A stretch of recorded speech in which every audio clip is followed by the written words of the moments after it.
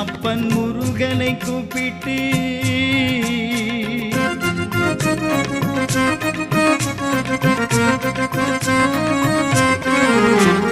கந்தனை எண்ணிய வந்தனை செய்வோர்க்கு காரியம் கைகூடுமே, பகை மாறி உறவாடுமே. கந்தனை எண்ணிய வந்தனை செய்வோர்க்கு காரியம் கைகூடுமே, பகை மாறி உறவாடுமே. சிவமைந்தன் அருளாலே மெய்யறிவுண்டாகி மேன்மை உயர்வாகுமே.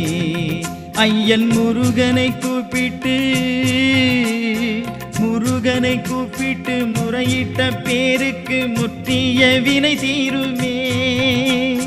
முருகனை கூப்பிட்டு முருகா